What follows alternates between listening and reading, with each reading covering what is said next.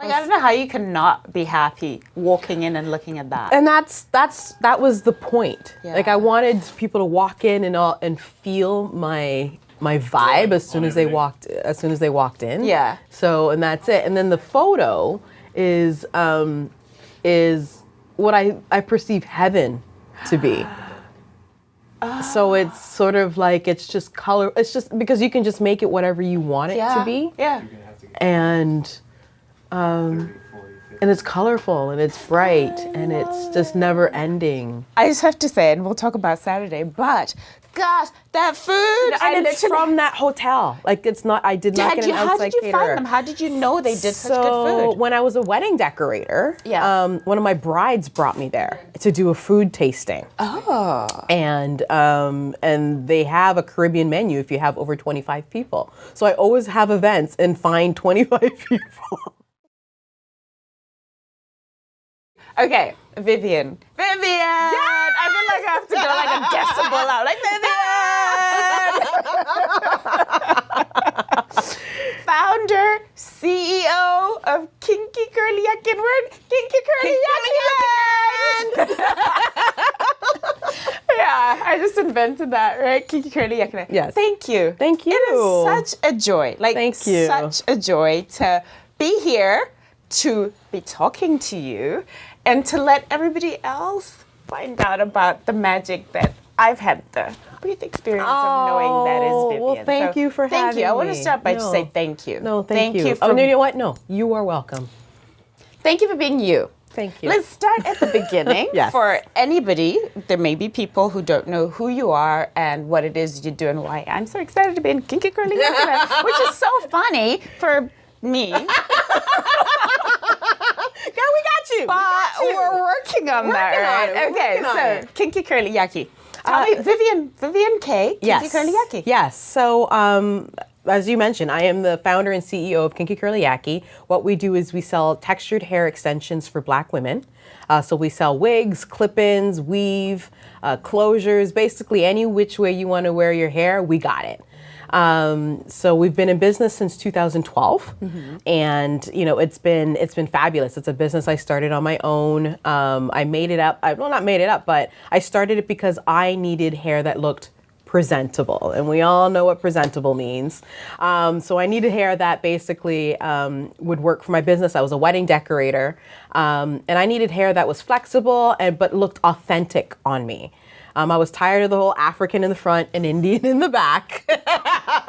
Yes, I've been guilty of that. Yeah, where basically your African hair doesn't blend in properly with the silky Indian extensions that you have in. So I wanted something that looked authentic on me, and that nobody would ask me where I bought it.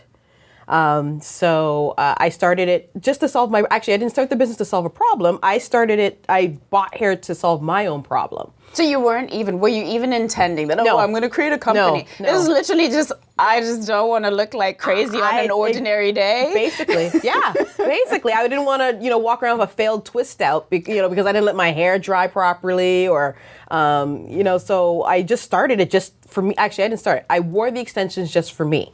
And then I went to a Black girl meetup, and the women would ask me who my hairdresser was and what my regimen was. And I'd be like, girl, this is a weave. And they'd be like, that's a weave? Oh my goodness.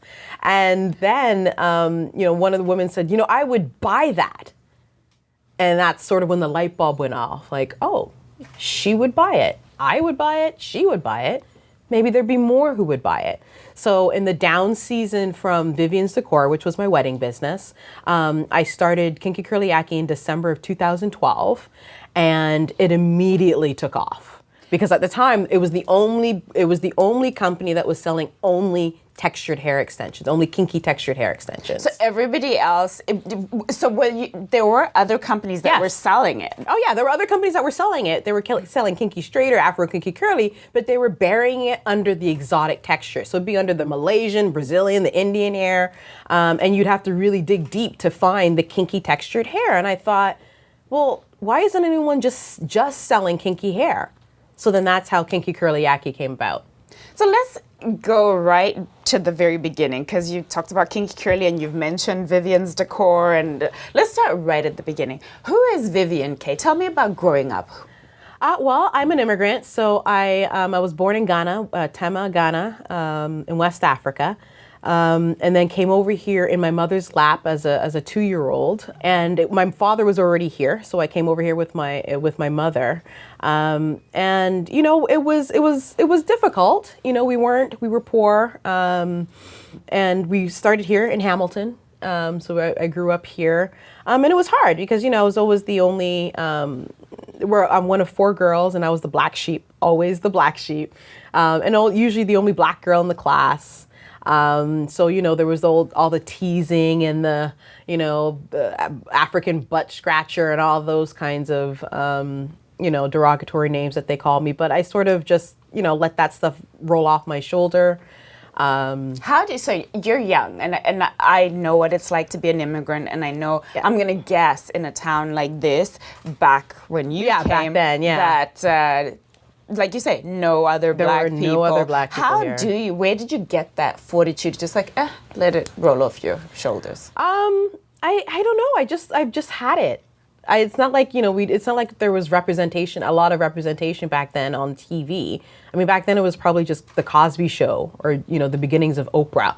No, it's just an inner resolve I've always had. And plus I've always been, well, if you don't like me, someone else will. So. And so you're the second of 4 girls. Of 4 girls. I cannot even imagine that house. 4 girls. You know what's funny? As an adult, I can't imagine it. You know, when you're going through it, it seemed normal. But now I look back, I'm like, holy smokes, my mother was a saint. And what personality-wise, what were you all like as sisters? Oh, we're a tight-knit group. Even now we've got there's 9 grandkids between us. And, you know, we're all, you know, there's a WhatsApp group. We were pretty tight. And we, you know, even now we have each other's backs. We watch each other's kids. You know, we have our little inside jokes. Like we call each other sissy-ters. You know, we're pretty tight. And, you know, I love my sisters to death. And so you grow up in Hamilton, which is predominantly white. Yeah. And then what? What was your dream? Like as a child, like what did you dream of doing? And who were some of the people as a child who you looked to for inspiration? You know, I didn't have anyone specifically that I looked up to, but I remember going to a fashion show. And they brought, Do you remember Yes, it was Ebony. Sorry, fashion fair, but are you still a thing? I don't know. I don't think it is. I remember the Bay used to sell fashion fair. Yeah, which was like one of the first black makeup lines. And I remember, you know, and getting Essence or seeing Ebony in Essence magazine. And I remember just thinking like, I want to be in these magazines. Like, I want to be like these women that are just black and fabulous. And, you know, you didn't see them in Cosmo or in, you know, Glamour or anything like that. So I would clutch to these magazines and be like, I want to be like these women. But yeah, it was an interesting time growing up. Like I would say, like, you know, with the young ladies growing up now, you have a lot of examples of fabulous and black women out in the media now. But, you know, when I was that age, we didn't have that. So yeah. Did you know what you wanted to be as a child? No, I had no clue. And it's so funny because my 3 sisters, they all knew what they wanted to do. I went to French Immersion from grade 6 to OAC. And then after that, I decided to go to university and I wanted to study anthropology. Yeah. Let's just pause on that for so why anthropology? Anthropology is the study of people and cultures. And so then I've always had an interest in people. And then sort of figuring out their story, the backstory, and why they are, you know, why they are the way they are. And I just was interested. I didn't quite know exactly what I wanted to do, but I knew I liked people. So I thought, why not? Yeah, why not? And what was tell me about the decision or what prompted your parents to decide to send you, so a Ghanaian girl, sending her to French Immersion? Oh, well, that's because both my parents' mothers are from Togo. And Togo's a French-speaking country, and then both their fathers were from Ghana, So they needed someone, being practical Ghanaian or practical African parents, they needed someone to read the French letters, asking them for money. So that was me. Yeah, that was my job. My job was to read the French letters asking them for money from Togo. So. Did you enjoy it, being in French immersion? No, you know what? Not at the time. But honestly, it did offer me opportunities I wouldn't have otherwise had because I was bilingual. And I don't think I would be where I am now if it wasn't for that bilingualism. Because what being bilingual did was put me in jobs that I wouldn't have had. And so then I worked for Interact when it first started. I worked, for franchisee groups. So it sort of put me on this path to entrepreneurialism. Is that entrepreneurialism? Without really realizing it. So would I do it again? Probably not. Do I put my son in it? I would love to, but it's certainly part of my journey. So you finished school and you decide to study anthropology. I did not. I finished high school. High school. That's how we know. Yeah, I don't know what African parent would let you not finish high school. I didn't bring you here for you not to finish high school.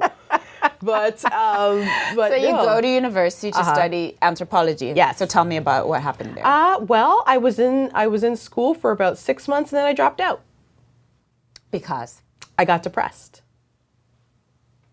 And what was I got behind? Depressed. I didn't quite fit in. I was in this school and I was doing the courses and I couldn't stick to the structure. And they wanted, all these things from me and and everyone was excelling and I was not it.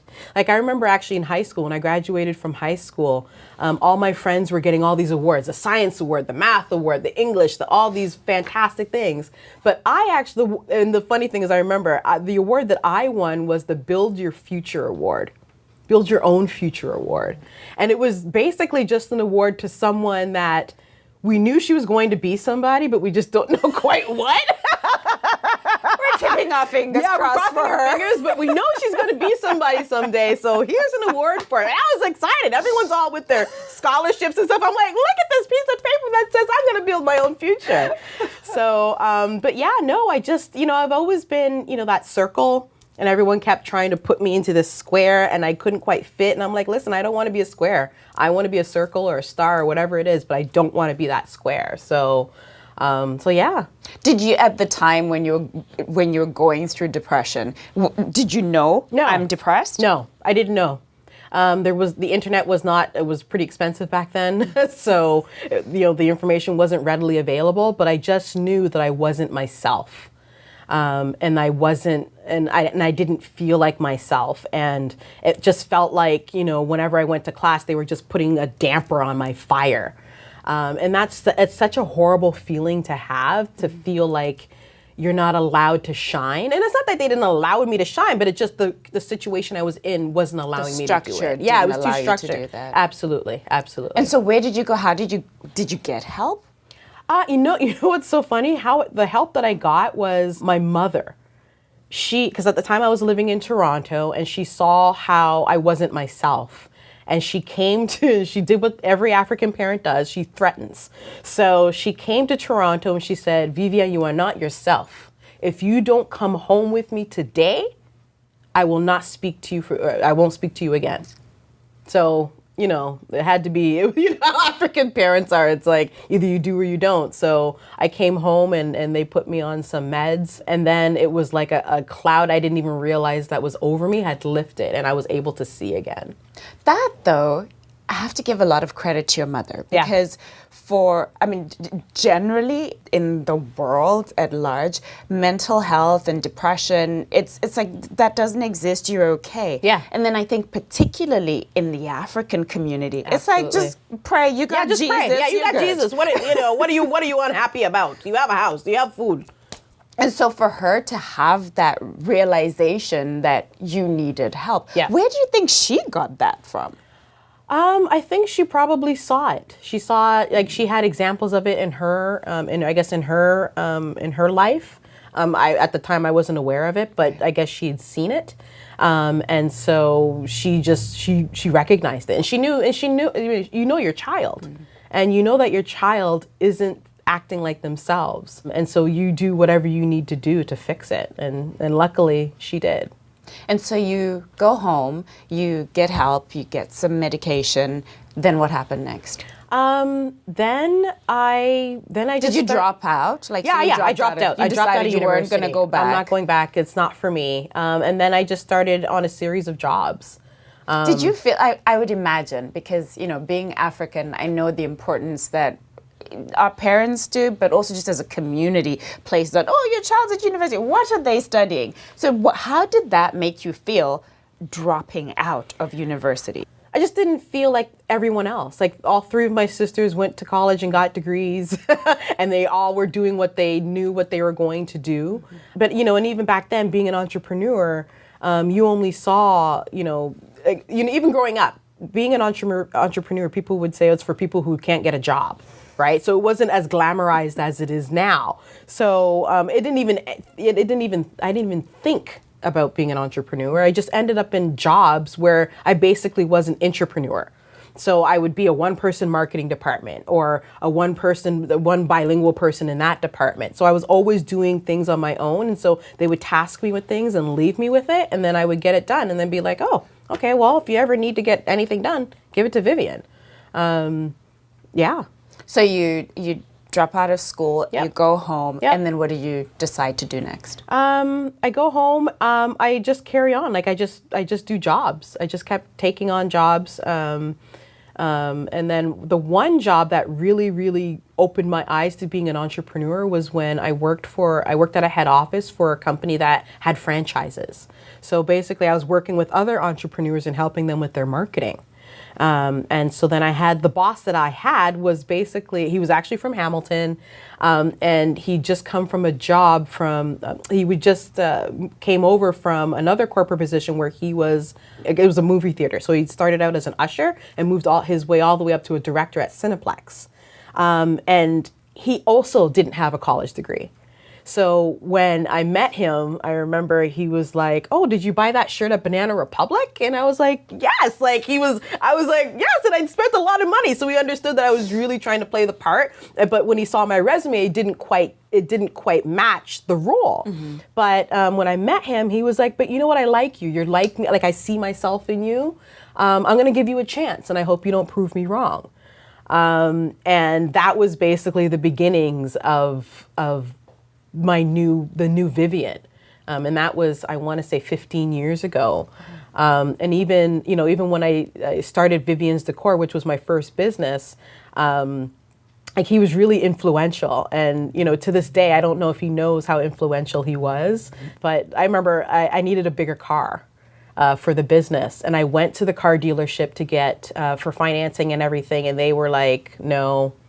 And I went back to work and I was really upset, and he had asked me what's wrong. And he's a white guy. Mm-hmm. So he's like, you know what, let's you and I go to the dealership and see what happens. We go back to the dealership. They talk about golf. All of a sudden, my trade-in value went up. I got the loan. Like, it was a whole thing. So he basically changed my life because he went in and did the little talking man to man type thing and helped me get this car. And then put me on the path that I'm on now. So you work for him, you work for this company, and you're doing predominantly marketing and helping franchisees with their marketing. Yep. So how then, because I know somewhere in about 2005, while you were at this job, you started your very first entrepreneurial venture. Right. Tell me about that, and how did that come about? So how that came about was, again, 4 sisters. I'm number 2. So number 1 was getting married. So sorry to interrupt. You were happy in the job. It wasn't like you were looking to have a side hustle. Absolutely or not. Life was good. No. Life was good. I was happy. They were paying me I was traveling around Canada, or North America, going to different conferences, meeting with realtors, that type of thing. It was a great job. But then what happened was my sister got married, and she'd hired a decorator. And that decorator said, for $1,000, I'll do all your decor. Cool. about a week. This is for her wedding. This is for her wedding. And then about a week before the wedding, they came to her and said, "Oh, we're gonna need another $1,000 to do something." And then we were like, "Well, we don't have that kind of money. Like, what is this about?" So then, you know, after that, I was like, man, we are not complicated people. Like, we're very simple but fabulous. And I'd always been, and even when I had the business, I had. It was like a real estate business, so I worked with home inspectors. So we worked a lot with real estate agents, and that's when home staging was starting to come about. And I thought, oh man, I should become a home stager. I tried it out a bit. I didn't quite like it. And so then the decor, that's when the wedding decor came about. And I'm like, well, if we like simple decor, then maybe other women aren't going to spend mortgage down payments on their decor. So let me just create a business that is very straightforward, had set packages, you know what you're paying for, you know what you're getting, and keep it simple but fabulous. So I'd always ask brides, okay, so do you remember the last wedding you went to? Yes. Okay, do you remember what the centerpieces looked like? No, but I remember it was beautiful. It was pretty. That's what I'm going to do. So you don't have to spend an arm and a leg on these centerpieces that no one's going to remember. We're going to spend, you know, a reasonable amount of money on your decor, and you're going to love it, and everyone's going to love it, and that's it. So that was the beginnings of Vivian's Decor. So you're working your regular day job, Yes. and then you're doing Vivian's Decor on the weekends as your side hustle. Yes. So then what happened was my really cool, chill boss decided to go back to Cineplex, where he became a VP, and they brought in this corporate soldier who was like very by the book and very, you know, no, you have to do A, B, and C. And I'm like, no, but I think we should do G, F, and X. I don't know. Why not try it? But he was like, nope, A, B, C. And, you know, and I also made the mistake of working on my business, my side hustle while at the job. I do not recommend that. And I got let go. But the funny thing is, when he let me go, he's like, oh, but you'll be okay because you've got your business. I was like, oh no. Was the business doing okay? Yeah, the business was doing great. It was buying me a lot of Coach bags and stuff. So I thought, you know, at the time. Not the outlet ones. Not right? the outlet. I can afford the real Coach. But I still shopped at the outlets too. So the way he was doing it, he thought he was doing me a favor. And I guess at the time, I didn't see it that way. I was like, oh my God, what am I going to do now? I don't have a job. But then I was like, you know what? This is the time. I don't have any children. I don't have anything tying me down. Why not give it a try? Why not give it a go? And it took off, of course. And so here you are, Vivian's Decor is doing booming. It was great. Booming, I was like, life is good. Life was good. How do we end up with KinkyCurlyYaki? Well, because I was doing weddings, and I'm doing everyone's wedding: Italian, Asian, Portuguese, whatever the case may be, Caribbean, everyone. And again, I needed hair that looked presentable to everyone. I couldn't show up in, you know, the Bantu knots and head wraps all the time. I needed to show, you know, that I had some hair. So that's basically why I started wearing the kinky textures, because I still wanted to look authentic to me, and service my customers in a presentable way. So Vivian, just back to, as an entrepreneur, you had no experience. This literally was just making it up as I went along. Figuring it out as you went along. Yep. Well, how did you know what to do? How did you know what worked? Even with the decor, if I go back to the decor, so you didn't train as a decorator. No. How did you figure out? How did you know what to do? Well, what I did initially with the decor, I hired a company that rented out stuff. And so then I would rent stuff, I rented out enough stuff. Like, I started small. That's the one big thing people need to think, is that you need to start small. I didn't start out doing, a $20,000 jobs when I started. I started out just doing, $500 jobs just to get my name out there, just to get practice. So I hired them, and then I would rent from them, and then I would hire them to do some jobs for me, but I would actually go to the jobs with them and learn from them. So I learned from them. And then I pick up things pretty quickly, and I'm very observant. So then I just picked up all the stuff and said, okay, thank you. I continued renting from them. I had a long relationship with them, and then eventually just worked my way up and built it all up. And then, so I had my own inventory, and I worked with other companies with flowers and everything. So I built up quite the reputation for myself. So when you decide, I just need hair for myself to look fabulous. So you go on this path to just looking for yourself. You meet this lady who says, tell me about where you got your hair and I'll buy it. How did that? No, she didn't want to buy it. She wanted to know who my hairdresser was. Oh, right. She wanted to know who your hairdresser was. Yeah. So that told me that, this is something. I'm onto something. She thinks this is my real hair. And so what made you then, you've got this business, Vivian's Decor, that's doing great. What made you think, let me start this other business? Well, I thought, because I looked at the market. The market was full of people selling Malaysian and Brazilian. I saw that there was a small segment of women, and being natural was just becoming more mainstream, going natural and doing the big chop. So then I saw that there was a gap in the market. Same thing with Vivian's Decor. Like, I saw that there was a gap in the market for simple yet sophisticated decor. Same thing with KinkyCurlyYaki. I saw that there was a gap for only kinky hair. And so then I thought, what could it hurt? Let me just start it. I started it in the down season of Vivian's Decor in December. And then What year was this? This was in 2012. Okay. And it immediately took off. Like, immediately. Like, I was like, okay, whoa. But how did you even, so you're doing Vivian's Decor, how do you even know, this is how much inventory I must have, or this is, like, I started small. I literally had, those Rubbermaid bins? With 5 drawers. Yeah, with the 5 drawers, and that's how I started. So if a customer would buy one thing, I would purchase 2. And I started small. So whenever people would order things, I would just order 2 or more, 2 or 3 of whatever they ordered. So I slowly built up my inventory. And how were people hearing about you for them to even buy your hair? Well, because again, I was in the search. I was searching for hair for myself. I was already part of these communities, these hair communities, these weave communities on Facebook and on forums. And so I had already built up a personality for myself, believe it or not. And so, I know. And so then what I actually did was I sort of tapped into influencers without realizing, before influencers were a thing. So there was this one girl who would always wear kinky hair. So I was like, oh man, like I contacted her and said, I'm gonna send you some hair, and if you don't mind wearing it and telling me what you think. That blew up. That post, it blew up. And this is in forums, right? So it blew up, and everyone wanted to know who this company was. And at the time, being the face of your brand wasn't a thing either. So I was just like, here's some hair. Okay. Here you go. Because I was still running Vivian's Decor, and that's really what my focus was, right? So, yeah, it blew up on its own without me really having to, like, if I had to start that business, if I had to start KinkyCurlyYaki now, it would be an upward, it'd be really hard to do. But luckily, this was when Instagram was first starting, Facebook was still on and popping, and Twitter, I wasn't not much of a Twitter, but Instagram was really instrumental to my growth.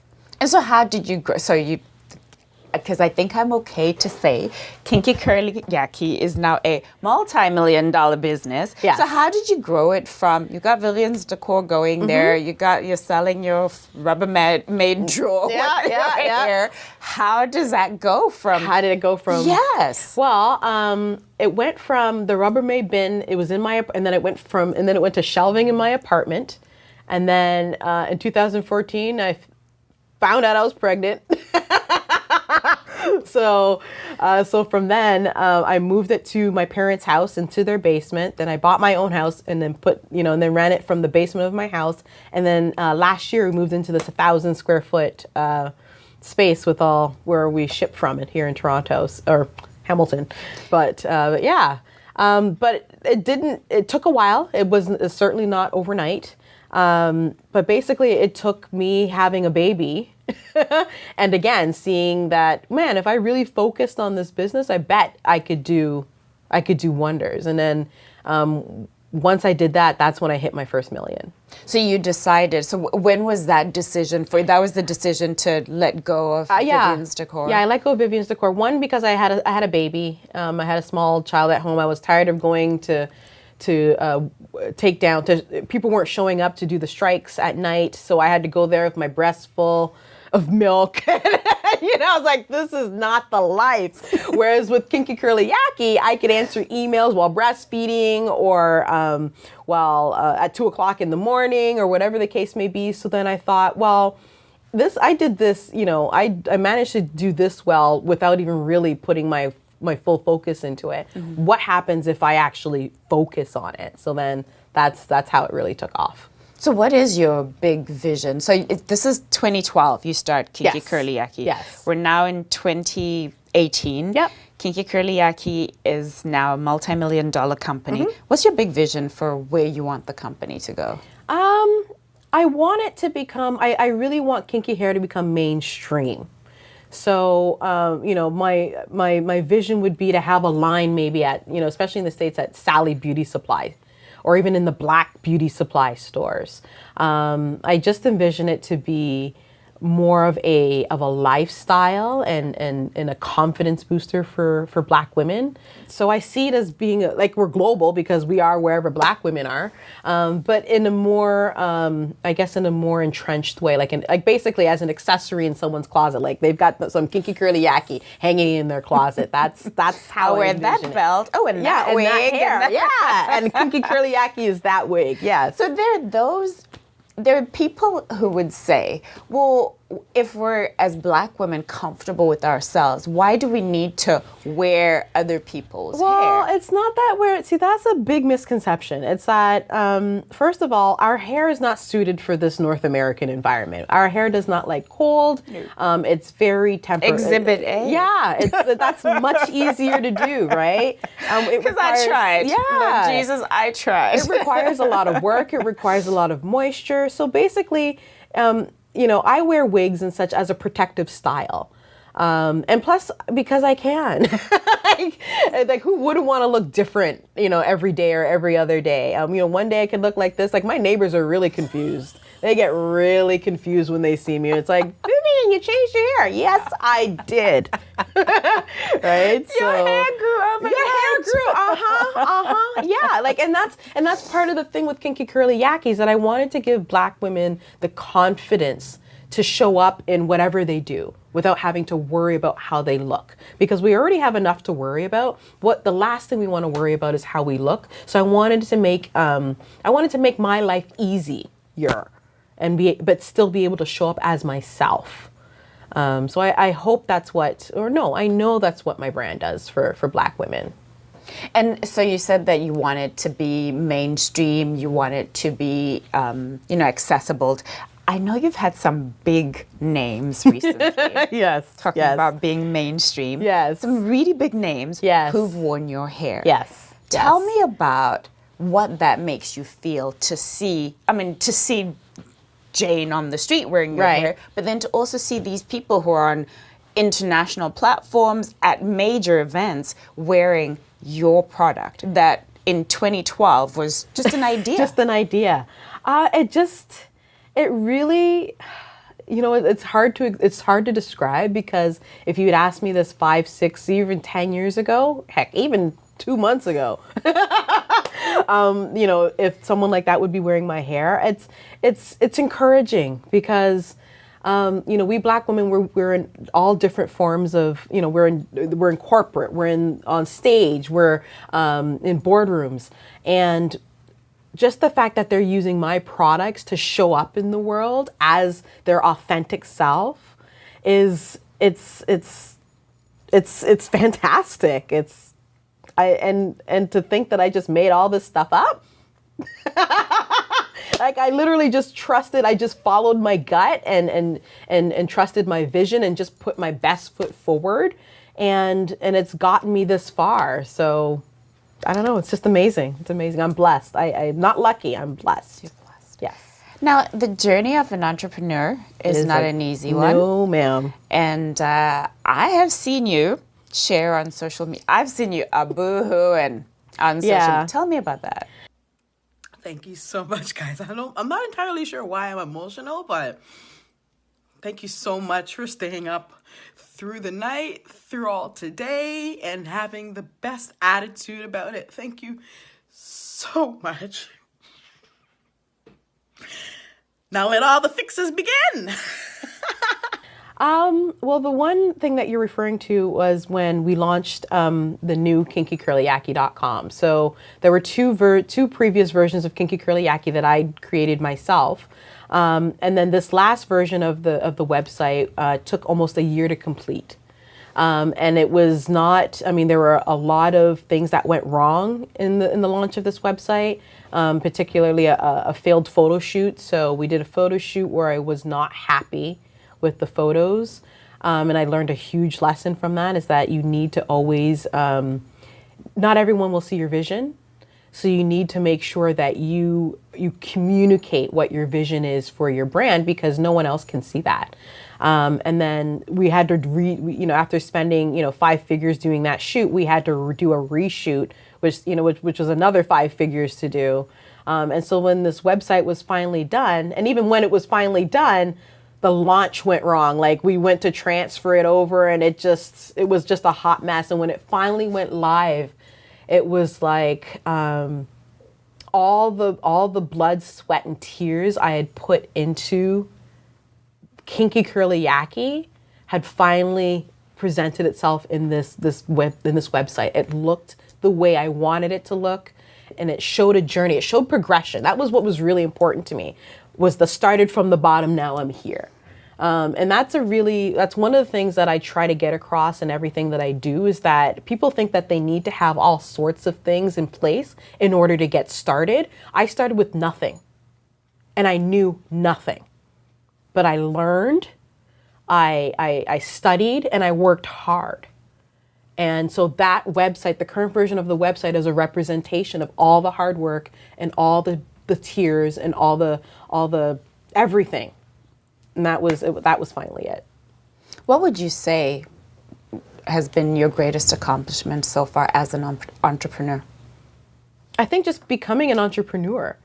Because you know what? They say, what is it? They only say, I think it's only 10% or 1% of businesses actually succeed beyond the first year. Mm-hmm. And the fact that I'm in my 6th year of my 2nd business, and I've been an entrepreneur for the past 12 years. So just the fact that I've managed to stay up, like I've managed to succeed despite all those odds. And not even just being an entrepreneur, but being an immigrant, being a single mother, being a college dropout, having depression. All those things were against me, but I still managed to rise above all those obstacles and still be able to talk about it. What's been your greatest failure as an entrepreneur? I don't really think of failures. I don't really think of them as failures. Like, I don't sit around and like, man, that was a huge failure. But what I do think of it as that was a great lesson. So I want to say is one of the biggest failures I probably had was trying to be hands off. So I handed my vision off to someone else and said, I think you understand what I'm talking about or what I needed to do. Here you go. And then they failed at it miserably. And I learned big time, and it was an expensive lesson to learn, that I can't hand off my vision to someone else. I have to be involved. I have to be able to communicate what my vision is and make sure that they execute it. So that's what I would say. Now, you didn't set out to be an entrepreneur, no. But you are one. What's been the biggest surprise to you about being an entrepreneur? The biggest surprise about being an entrepreneur, now you see it, but back then they didn't really talk about, it's a 25/7, a 25/8 job. Like, it is your baby. It's like a child. So it actually, I always refer to my business as my firstborn. Forgive me. But yeah, no, it's a very involved process. It's going to take every resource, mental, financial, physical, spiritual, everything that you have in you to do. And it's not for the lazy. I always say, if you're a terrible employee, you're going to be a terrible entrepreneur. So that's the biggest surprise. So you talked about X Yes. being My your son, little guy. yes. Tell me about him and tell me about X. He is he's my heart. He's the reason why he's probably the reason why KinkyCurlyYaki is doing so well. Because, you know, I'm a single mom, and I wanted to show him that, like, I wanted to do my best for him and be able to provide for him.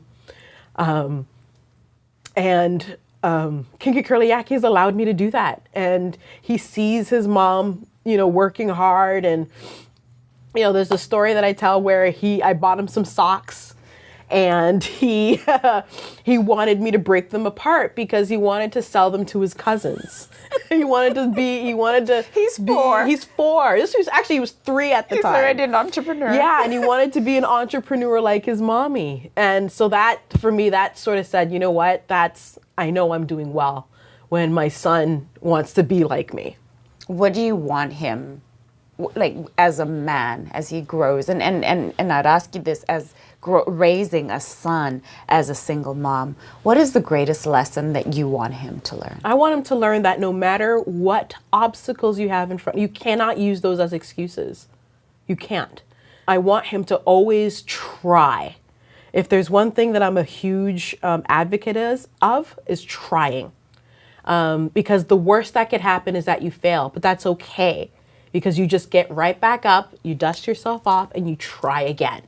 So I just want him to know that you can't use the fact that you're black, or that you only had your mom, or, you know, whatever other things may come up in his life. Those are absolutely not excuses to not try your best. If anything, those are the reasons why you should try your best.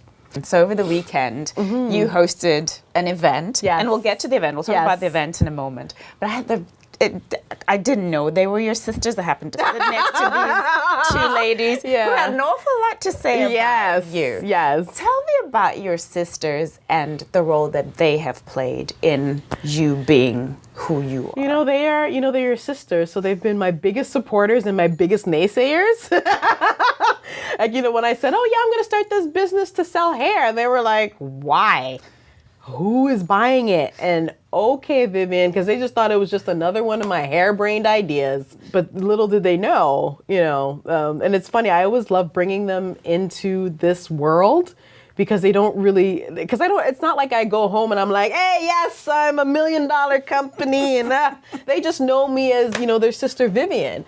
And so then it's so interesting whenever I bring them into things like this, and they're like, wow, like, you really are a big deal, right? But they've been my biggest supporters. Even with Vivian's Decor, they would come and help me do setups. They would, and, you know, even up to now, they helped me watch my son.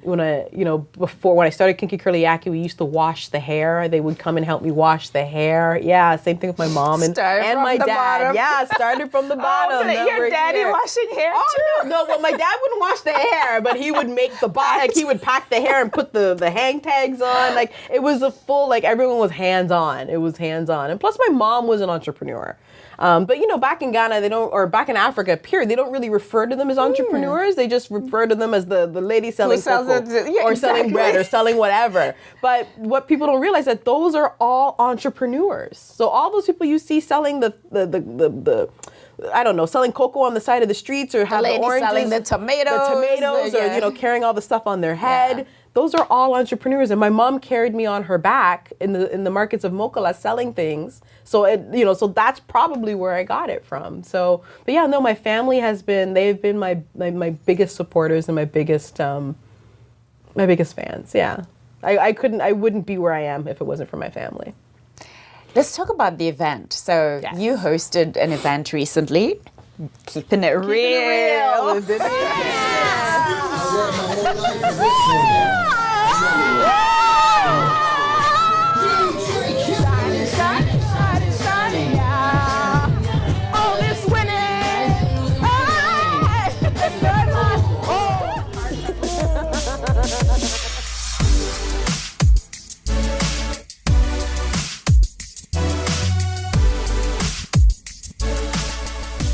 Yeah.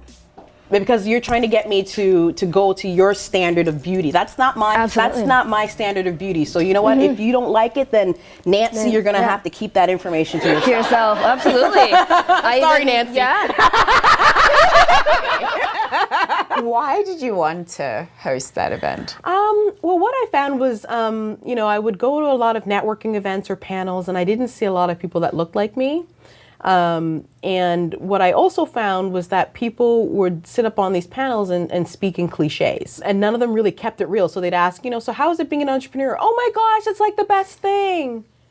No, it's not.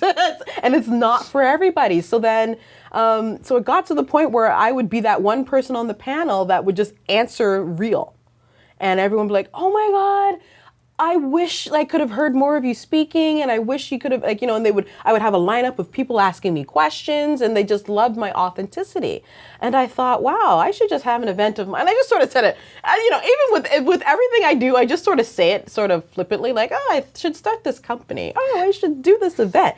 And, little did I know that it was going to be, it was like so many women, have DM'd me and inboxed me and said they were so inspired and they loved my realness. And that's what my goal is to always keep it real. Like, I'm never going to sugarcoat anything.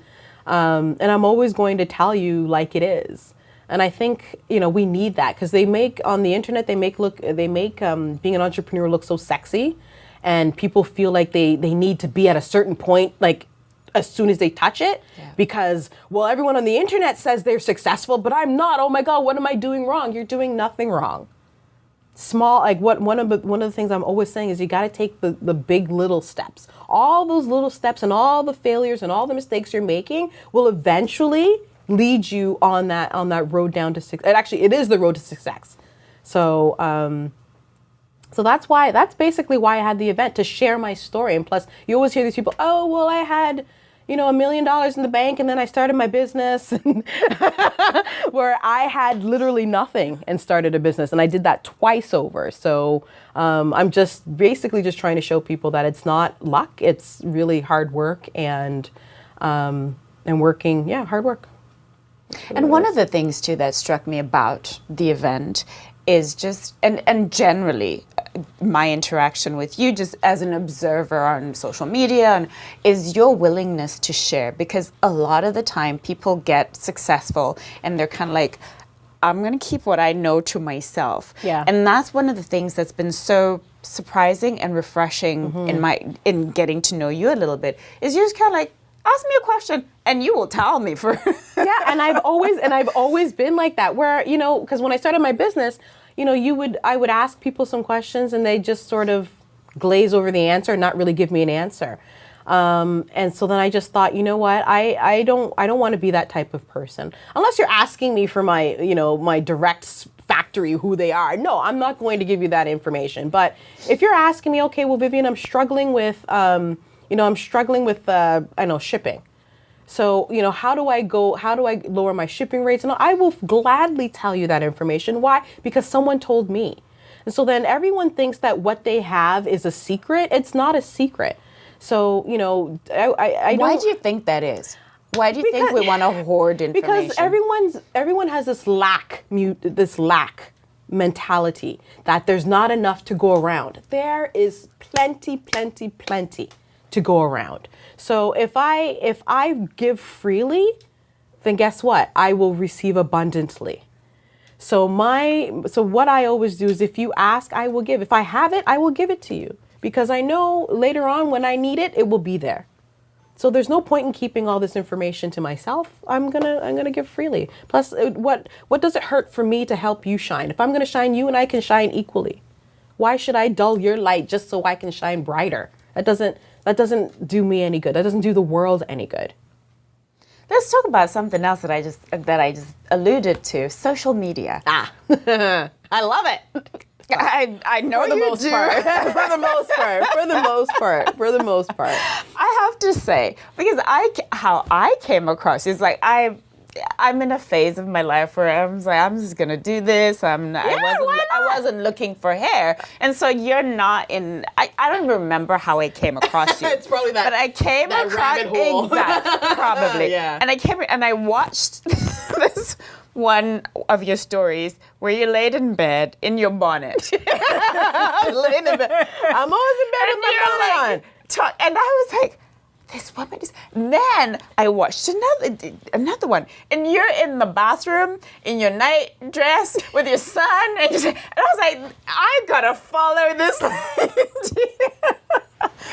And literally, I kid you not. I literally am obsessed with your Instagram story. I literally am, I'm just like waiting for, is there a refresh? Is there a new story? Is there a new story?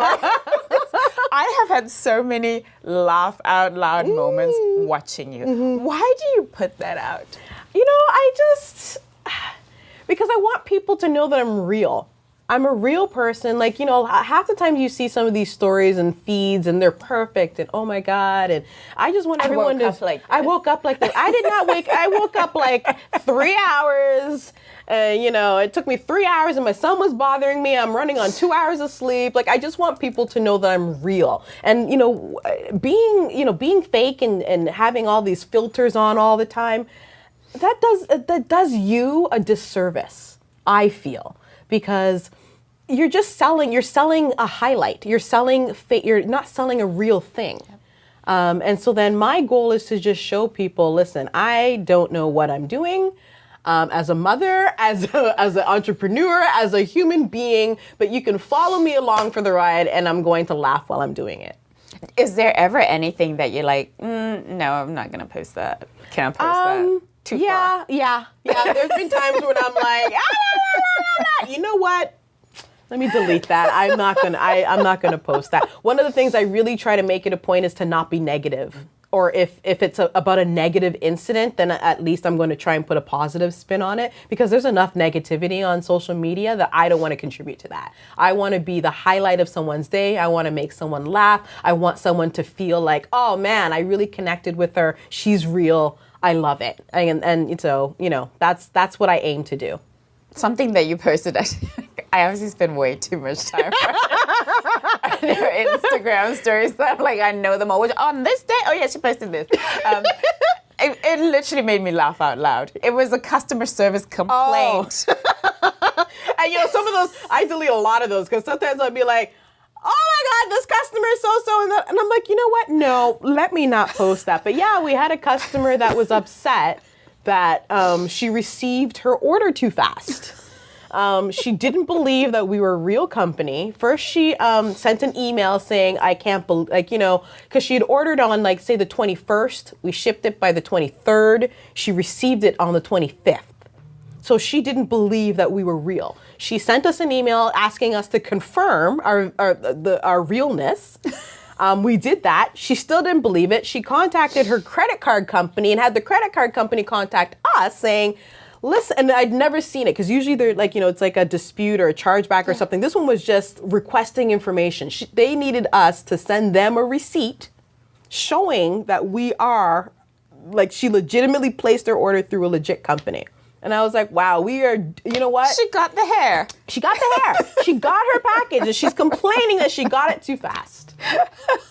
And so then I'm like, I'm always going to keep what is that? Over delivering. I'm gonna continue to under promise and over deliver, whether you like it or not. So yeah, but that was fun. That's one for the books, I'll tell you that. The other one, again, I promise, is the last one I'm gonna mention from. Yeah, I obviously spend way too much time on Vivian's Instagram stories. Because my stories are good. They are good. Follow. Follow me. Follow. Me. Like, really, follow. Often it is the highlight of my day. But Caravana. Oh, yes. Tell me about the decision process you did as a good Ghanaian As a girl. good African woman. Why did I decide to prance about in my underwears? I don't know. But what happened was, I turned 40 last November. So I said from 40, you know what? I'm going to live my best life. So whatever opportunities present themselves, I'm going to take, if it seems right, then I'm going to do it. So a friend of mine said, hey, you know what? I'm working for this mass camp. Do you want to play mass with me? And in my whole 20, being an adult and being, this close to Caravana, it never even occurred to me to put on a costume. And so then when she told me, let's do it, and I was like, you know what? Why not? So I did it. And I remember going to my mom's house to drop off my son. And I would sort of hid the fact that I was wearing a bikini. I was going to ask, what did your mom say? Mom. But, I was wearing these tights underneath it. And so then, but your bum is out. Everyone's going to see your bum. And I'm like, well, Mom, they're going to see my bum whether they like it or not. So I went out and I had a blast. You know what? I think every woman should do it because it doesn't matter what size or what color or what, whatever. Just do it because you will feel fantastic after you've done it.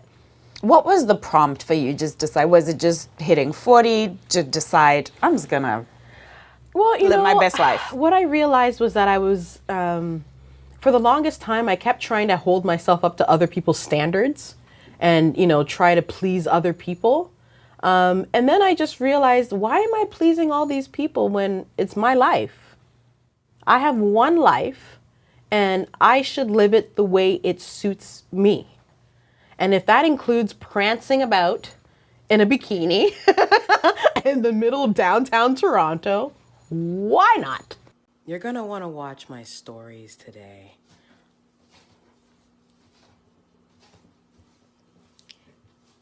Living my best life.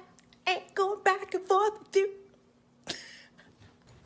So, yeah, being 40 didn't help, right? Because then it's just, you're just like, oh my gosh, like I really need to live.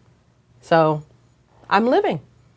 Yeah, we see that. Yeah, I'm living. So speaking about living up to other people's standards, what's the best advice that you think you've ever been given?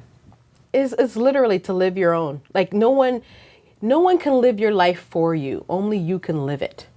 So, if you sit around and care about what other people think or try to hold yourself up to these impossible standards, you're not going to enjoy your life. And then also to just take small steps because, and especially in this microwave society, you think, 5 minutes after you've done something that you should be on your way and everything should be successful when that's not really the case.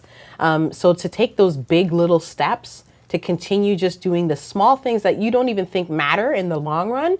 But when you look back at it, you're like, those little steps I did take did matter. And it helped bring me to this point.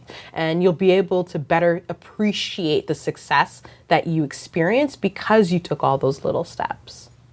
Who are some people that you look up to who inspire you? Well, I love Bosma St. John. She is just out there living her black girl magic.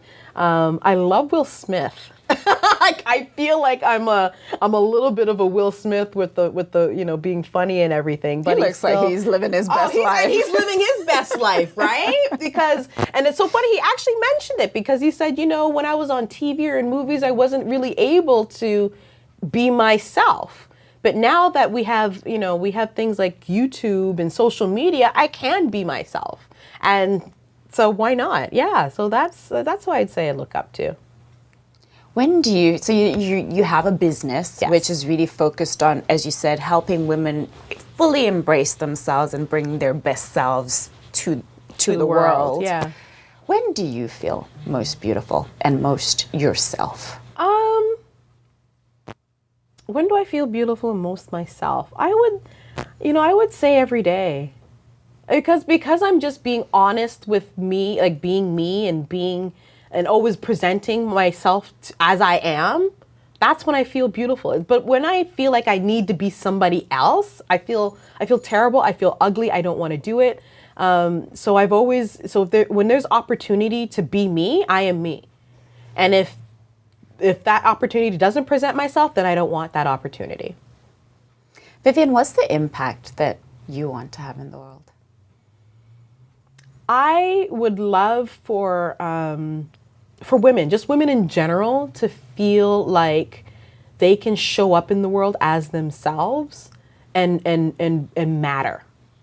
I know it sounds kind of contradictory to, wearing a wig, but if wearing a wig is what it takes for you to be confident in yourself, then do that. So I'm hoping that showing that I'm not perfect, that I'm real, and that I have real struggles and I've overcome those struggles, that's the and showing that I've still made it. That's the impact that I'm hoping to leave. And what are you most afraid of? Of not, I know of not being myself, of having someone try and douse out my flames and make me not shine. I'm going to shine. Like, even when I go through the deepest and the darkest and I'm at my lowest, I still know that I'm going to shine. So I'm always afraid that someone's going to try and dampen that. So I will not, God willing, I will not let that happen again. You seem like such a joyful person. Like I said, I'm obviously obsessed with your Instagram stories. You seem like such a joyful person. I've had the privilege of meeting you a few times now and just being in your joy. What brings you the most joy? Being alive and being honest. I know it sounds cliche, but just the fact that I'm able to wake up every morning and God has blessed me with another day. My son, my son is a joy. My family loves me. I'm able to pay my bills. Like, I just take the time to appreciate the little things because I know what it's like to not have those things.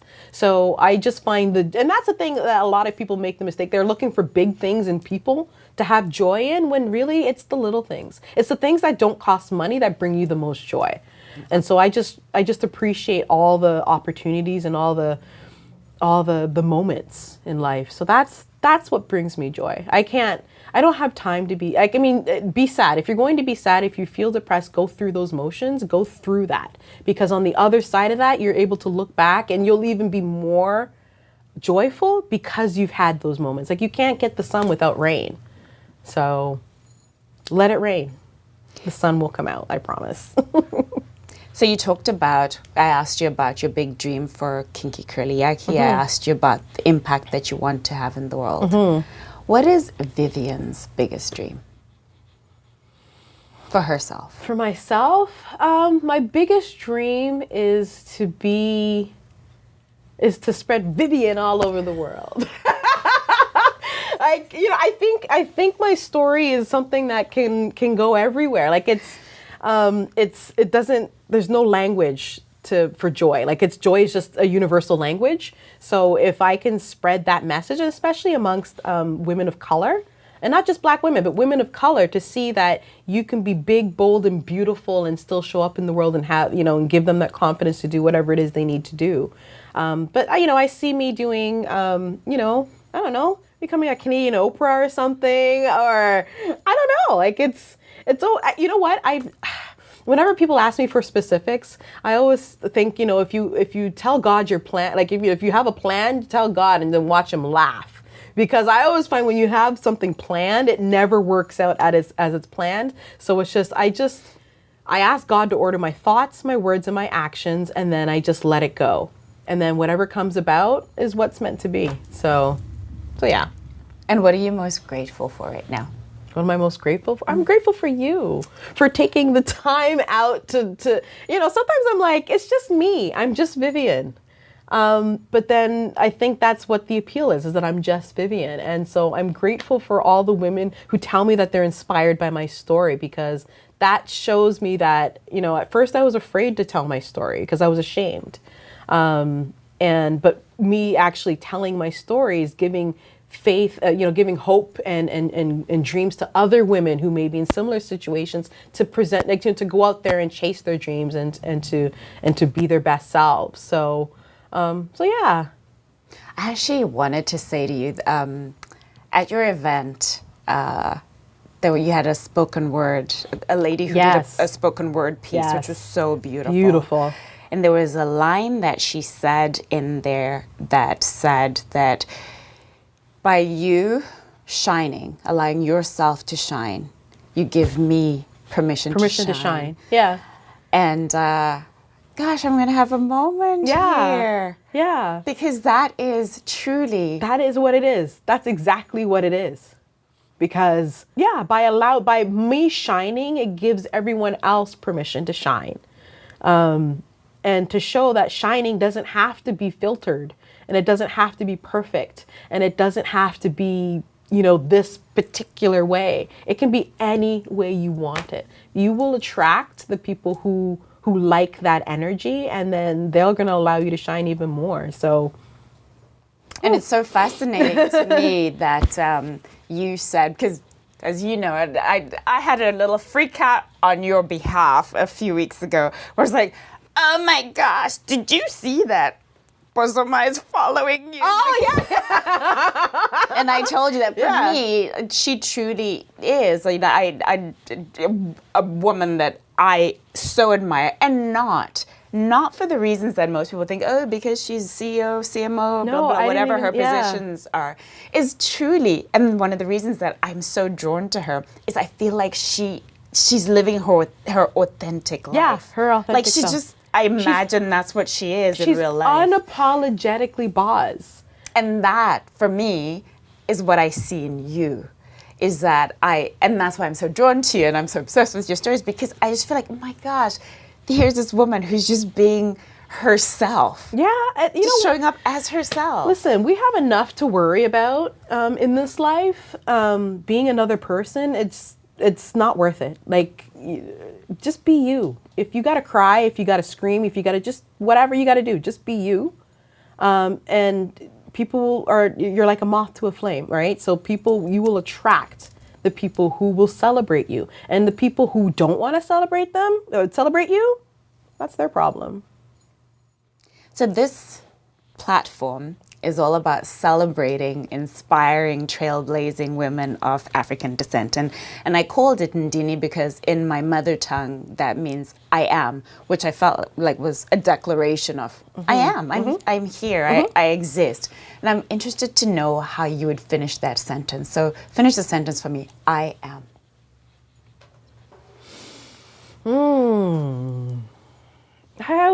I am me. And unapologetically so. Yeah, I am me and unapologetically me. We can't. Oh, I can't get into it. I feel like I'm gonna get way too emotional if I try to explain it. But we women, we spend so many years just thinking about what other people think and trying to please so and so, and you're doing yourself a huge disservice by doing that. If you just live for yourself and do the best that you can, that's the best thing you can do for yourself. I am so grateful to you. I truly grateful. am so grateful to you, Vivian. And I truly mean this. I'm so grateful to you for today, but I'm also so grateful for what I said earlier, for the fact that me seeing you shine lets me shine. Thank you. I'm humbled. Thank you. Don't make me cry. Thank you. Oh, no, thank you. Where can people follow the fabulosity that is Vivian? Well, if you want to be nosy in my life, you can follow me on Instagram. That's where you'll primarily find me at It's Vivian Kaye. So it's ITSVIVIANKAYE. You can also follow my company. That's KinkyCurlyYaki. And then also I'm launching a website soon. So it's viviankaye.com. So probably by the time this goes, it'll be live. But yeah, that's where you can find me. What do you want to do? Like, what do you want that website, or what will the focus of viviankaye.com be? Basically, it'll be just an introduction to who I am. Hopefully, because the idea is to take Keeping It Real with Vivian Kaye across the world. So hopefully it's sponsored by QuickBooks, sponsored by Shopify, sponsored by PayPal, right? So that's, and to be able to travel the world and spread my message, or the message of, keeping it real. So that's pretty much what VivianKaye.com will be about. Because you have a lot of time on your hands, right? Yeah, I do. Vivian, I love you. No, I love you too. Thank you. I'm you humbled. so I'm always much. happy to share my story. Thank you.